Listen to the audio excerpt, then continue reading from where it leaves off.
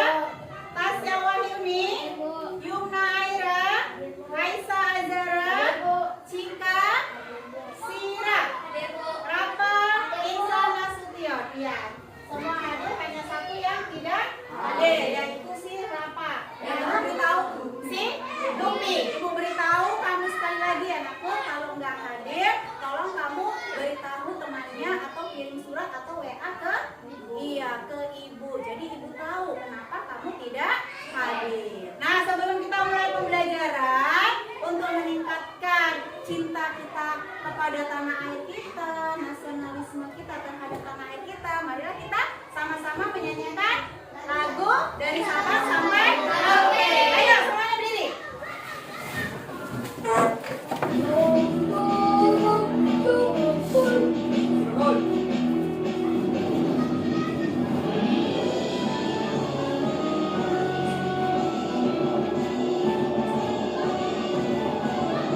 Dari Sabang sampai Merauke, berjajah pulau-pulau, sambungan nyambung menjadi satu.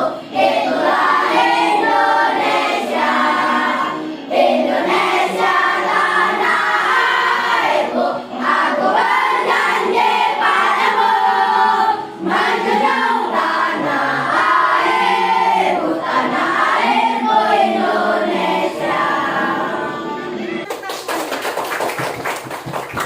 Silakan duduk kembali, Mas. Nah, baiklah anak-anak ibu. Nah, tadi kita udah menyanyikan lagu Indonesia, lagu dari Sabang sampai Merauke. Nah, sekarang kita akan memulai pembelajarannya. Sebelum ibu mulai pembelajarannya, nah, apa yang tadi pagi sarapan? Iya, sarapan. Apa sarapannya? Telur. Nah, siapa yang buat sarapannya? Iya, Mama. Nah, kemudian siapa yang bisa menyebutkan aktivitas kamu mulai dari bangun tidur sampai sebelum pergi ke sekolah? Siapa yang bisa? Nah, dari bangun tidur itu ngapain aja dulu? Nah, siapa yang bisa? Hah? Iya, terus? Mandi, terus? Sarapan, terus? Pergi sekolah, terus? Pakai? Sepatu. Iya, pakai sepatu. Nah, baiklah anak-anak ibu, pada hari ini kita akan belajar tentang berpikir komputasional. Nah, berpikir komputasional. Kita sekarang berada di abad berapa? Iya, pandai. Abad 21. Kalau kita berada di abad 21, kita harus mempunyai keterampilan 4C. Apa itu 4C? Apa yang tahu? Hah? Apa itu 4C? 4C. Yang pertama harus berpikir kritis. Yang kedua, komunikasi. Yang ketiga harus kreatif. Yang keempat kita harus kolaborasi. Ya, kolaborasi.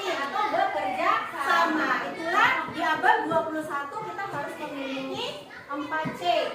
Hari ini kita belajar tentang berpikir komputasional.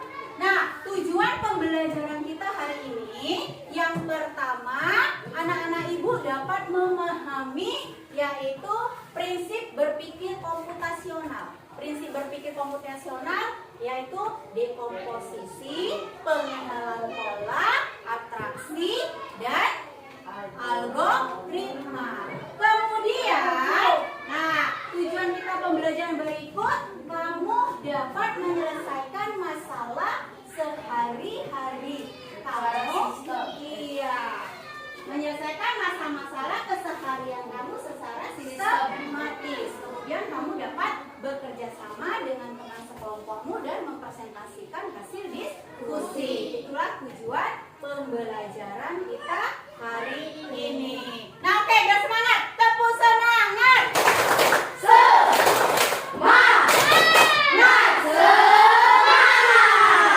Ya, bela anak-anak ibu. Nah, berpikir komputasional. Siapa yang tahu apa itu berpikir komputasional? Iya, berpikir kayak komputer. Siapa lagi? Ayo, siapa lagi? Apa itu sih berpikir komputasional?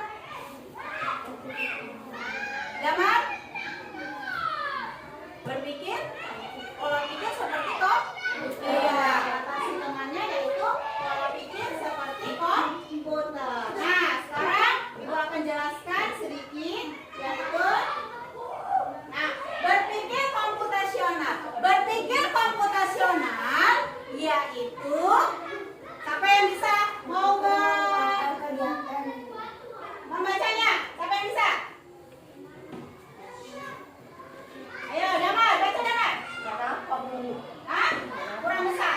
Ya, berpikir komputasional adalah kegiatan yang dilakukan dalam tujuan memecahkan suatu masalah. Atau berpikir komputer adalah pola pikir manusia yang seperti komputer. Atau juga berpikir komputer yaitu merupakan dapat menyusun suatu solusi masalah secara logis dan sistematis sehingga dapat diproses oleh manusia ataupun komputer.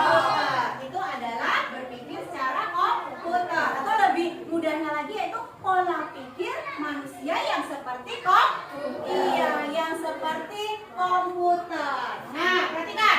Nah, kalau kita keuntungannya berpikir komputasional, yang pertama kita dapat menyelesaikan masalah lebih cepat. Kemudian dapat memilih langkah-langkah. Nah, kemudian dapat memberikan solusi dengan menghasilkan keputusan yang tepat. Dan yang terakhir dapat digunakan sebagai arah maju ke depan untuk merencanakan berikutnya. Nah, itu ya dia. Nah, keuntungan dalam berpikir komputasional. Kemudian berpikir komputasional mempunyai 4 prinsip. Ya, 4 prinsip. Yang pertama apa? Iya, dekomposisi. Yang kedua? Yang kedua, pattern recognition atau pengenalan pola. Yang ketiga? Iya, algoritma. Terus abstraction. Yang keempat. Nah, ada 4 prinsip berpikir komputasional. Yang pertama yaitu dekomposisi. Yang kedua, pengenalan pola. Yang ketiga, abstraction. Yang keempat, algoritma atau algoritmi. Nah, sekarang kita bahas satu-satu. Nah, tadi berpikir komputasional mempunyai 4 prinsip atau memiliki 4 prinsip. Yang pertama, dekomposisi. Nah, apa itu dekomposisi? teknik pemecahan masalah dengan cara memecah masalah menjadi subbagian yang lebih kecil. Iya, dekomposisi adalah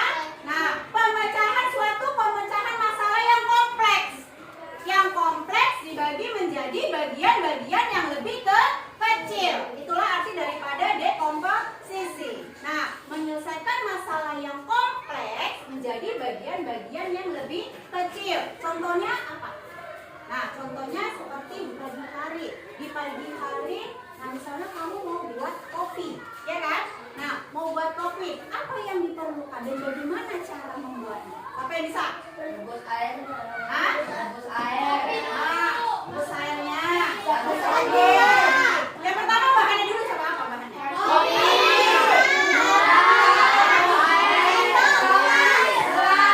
Kemudian langkahnya bagaimana? Rebus air.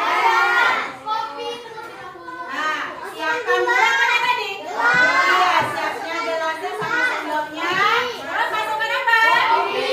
Masukkan kopi. Setelah kopi masukkan. Setelah gula? Air panas. Masukkan air panas. Setelah masuk panas? Iya, diaduk atau dikacuk-kacuk. Nah, itu adalah contoh dari dekomposisi. Seandainya lah misalnya ibu buat seperti ini. Ibu tuangkan dulu airnya. Setelah ibu tuangkan airnya, baru ibu masukkan kopinya, baru ibu masukkan gulanya. Nah, terjadi kopi yang enak enggak? Enggak. Kenapa enggak terjadi kopi yang enak? Hah? Iya, karena langkahnya tidak berurutan dan kemudian tidak menghasilkan kopi yang enak atau maksimal. Kenapa? Kalau kita tuangkan dulu kopinya, nah kita tuangkan dulu gulanya, tuangkan kopinya, kasih air panas, baru kita kocok. Nah, ya kopi itu akan matang kan?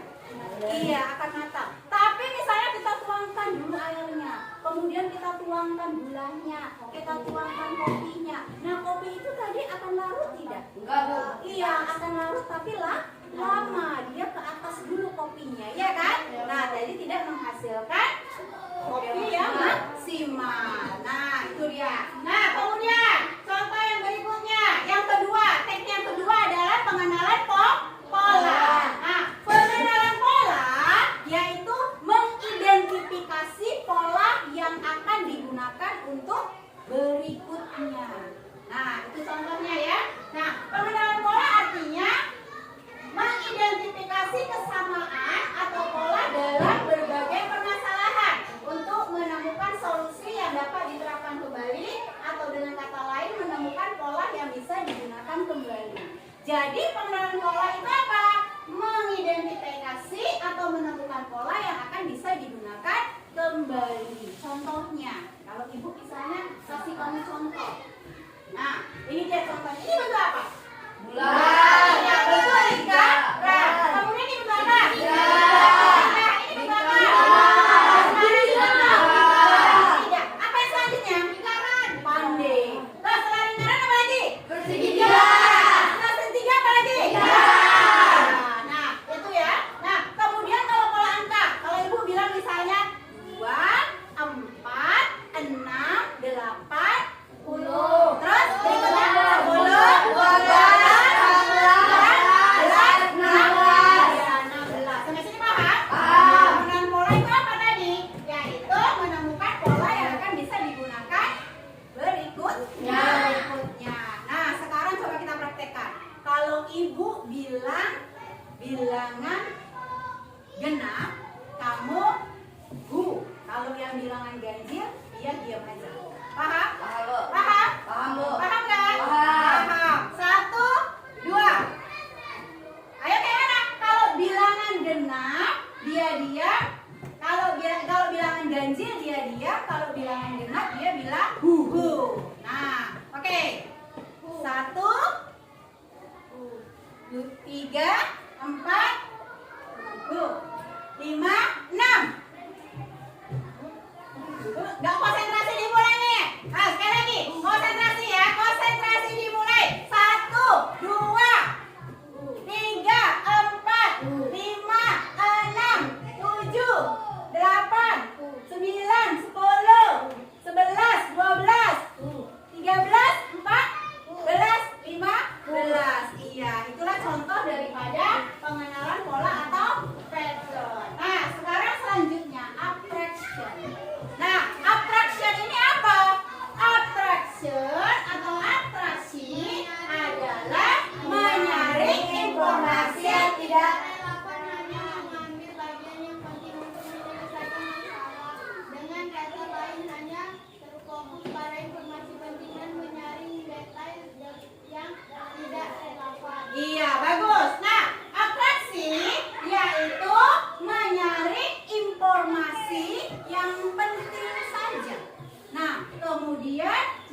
kemudian menyaring informasi yang tidak relevan. Kita mementingkan, kita memfokuskan itu yang penting dulu.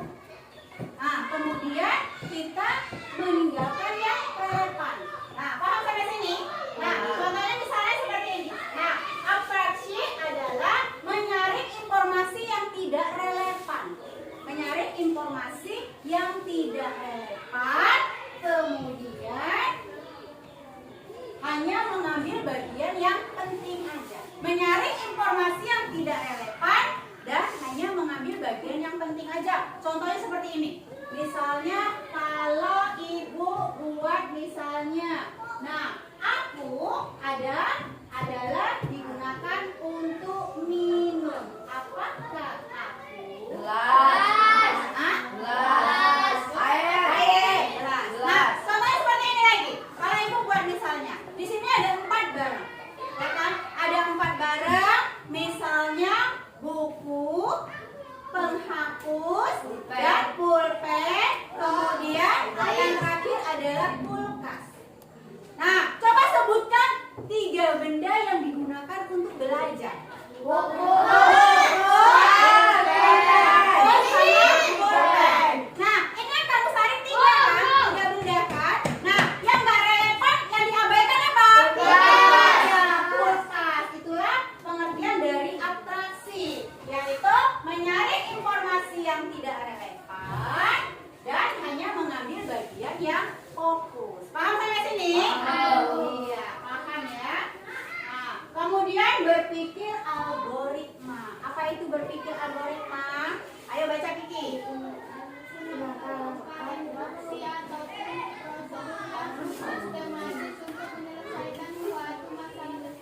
Iya, berpikir algoritma yaitu menyusun langkah-langkah atau instruksi atau juga prosedur yang sistematis untuk menyelesaikan suatu masalah tertentu. Nah, contohnya kalau kamu misalnya ingin membuat nasi goreng. Kalau kamu ingin membuat nasi goreng, pasti kamu mempunyai langkah-langkah kan? Nah, langkah-langkah membuat nasi goreng. Nah, kemudian kalau misalnya langkah-langkahnya itu, misalnya langkah yang pertama kamu lewatkan, kamu tinggalkan, kemudian kamu masuk langkah yang kelima. Nah, akankah nasi goreng itu enak atau enggak? Enggak. Kenapa? Iya, misalnya gini, kamu buat akhirnya pertama tumis bumbu, tapi kamu enggak. Nah, kamu masukkan nasinya dulu.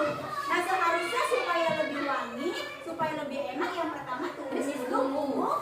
Iya, bumbunya. Itulah yang disebut dengan berpikir algoritma. Atau contohnya seperti ini. Misalnya, kalau kamu ingin menghitung luas persegi panjang, yang pertama harus iya, masukkan nilai panjangnya, kemudian masukkan nilai lebarnya, kemudian dibuat luas panjang kali lebar, kemudian dapatlah nilai luasnya. Nah, itulah dia. Nah, sekarang udah tahu, paham? Ada yang bertanya sampai sini? Hah? Nggak ada yang bertanya sampai sini? Udah paham semua tentang berpikir komputasional?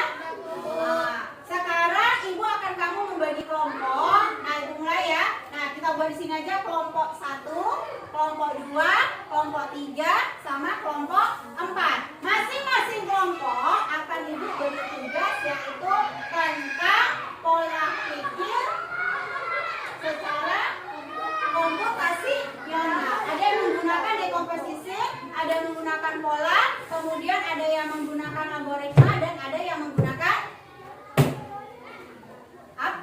abstraksi. Nah, ini kelompok 4, kelompok 2, kelompok, ayo kasihkan ke belakang. Dan ini kelompok, iya. Oke, kelompok 1, kelompok 2, kelompok 3, kelompok 4. Ayo kerjakan secara berkelompok. Ayo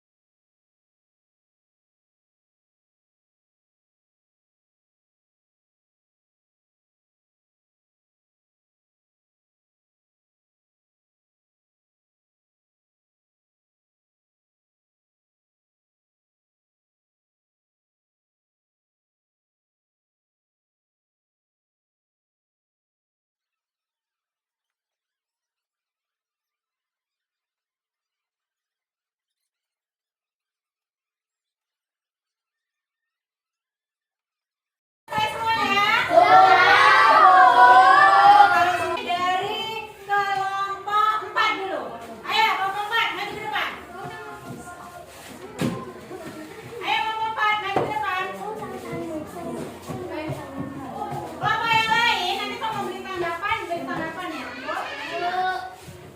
Ayo di sini, biar dengar teman-temannya.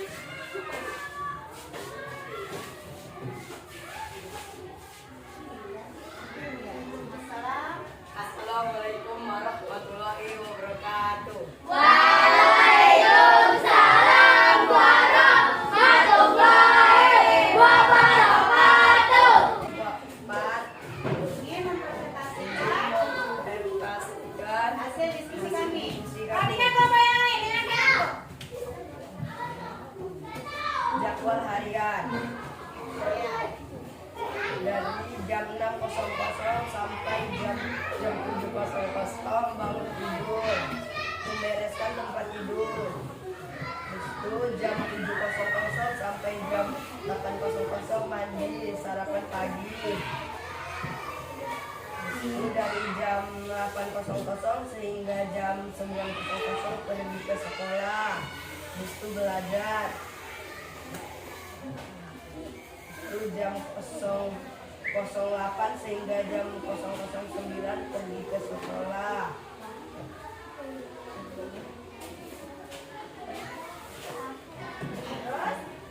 Terus itu jam 9.00 sampai jam 10.00 pulang sekolah, makan siang. Itu jam 10.00 sampai jam 11.00 nyapu, mengerjakan tugas. Jam 11.15 sampai jam 11.30 Ayo perhatikan kelompok yang lainnya. beribadah. Terus itu jam 11.45 sampai jam 12 mencuci baju, tidur siang. Jam 12.15 sampai jam 12.30 makan sore. Terus itu mandi. Jam 16.00 sampai jam 16.30 mengaji, habis itu tidur malam. Iya, beri tepuk tangan untuk kelompok 4. Kelompok 4 yaitu membuat jadwal harian. Nah, ini contoh dari apa? Kelompok 4, contoh dari apa? Iya, dekomposisi. Yang mana tadi dekomposisi adalah apa? Menyelesaikan masalah yang kompleks menjadi bagian-bagian yang kecil. Ada tanggapan atau ada pertanyaan untuk kelompok 4? Iya, kita beri tepuk tangan sekali lagi.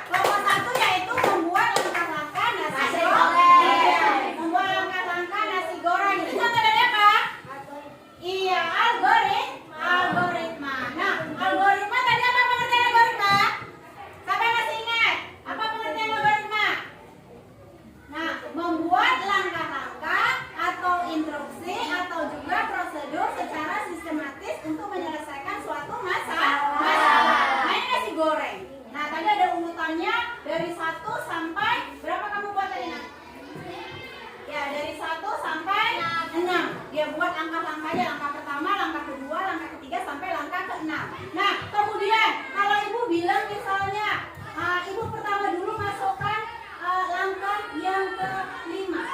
Nah, enak nggak nasi gorengnya? Iya, kenapa? Karena langkahnya tidak sesuai. Tidak sesuai, tidak berurut. Oke, teman-teman. Sekarang kelompok terakhir, kelompok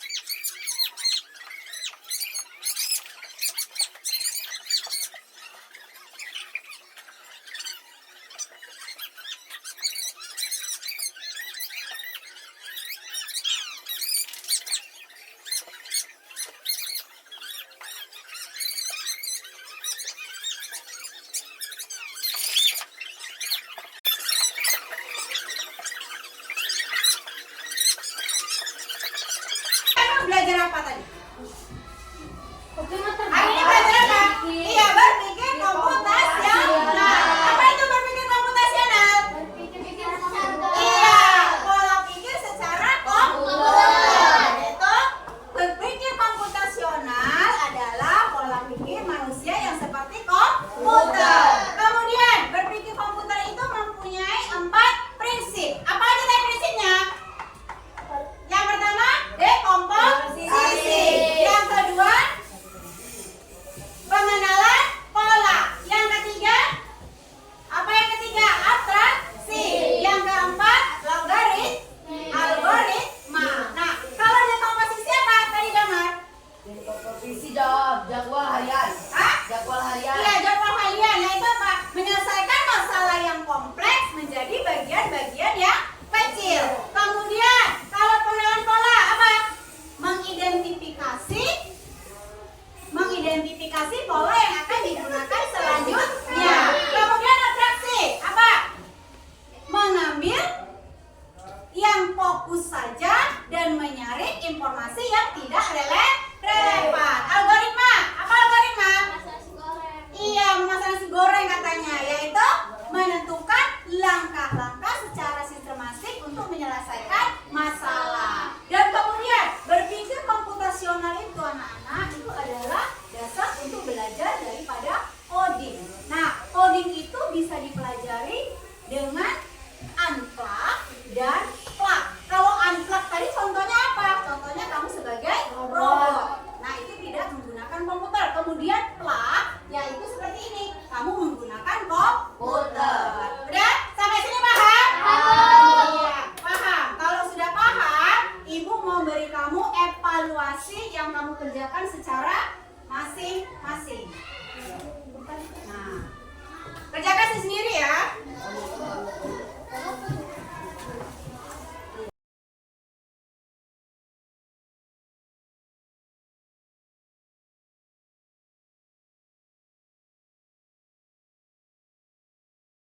Udah selesai? Selesai. Iya, oke. Kumpulkan per kelompok.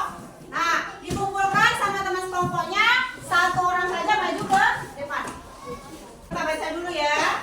Nah, tadi temannya bilang, Natasha berpikir komputasional, berpikir seperti komputer. Ya, udah mulai paham. Kemudian prinsip prinsip utama berpikir komputasional ada algoritma, abstraksi, dekomposisi, pengenalan pola. Iya, udah pandai. Nah, nomor 3. Sira yaitu contoh penerapan dekomposisi dalam kehidupan sehari-hari. Dia bilang buat telur goreng. Nah, memasak telur. Contohnya Sira bilang pecahkan telur, kemudian kocok, panaskan minyak, kemudian goreng dan sajikan. Tepuk tangan untuk kita semuanya. Nah, udah paham ya anak ibu? Nah, ini kita berpikir tentang komputasional. Nah, kemudian ibu mau bertanya, apa pelajaran hari ini? Pas. Hah? Bendo, Bu. Apa pelajaran hari ini? Berpikir komputasional. Iya, berpikir komputasional. Nah, bagaimana perasaanmu? Ya, senang. Nah, materi apa yang paling kamu senangi tadi? Yang kamu senangi tadi apa? Teka-teki. Buat robot. Nah, oke.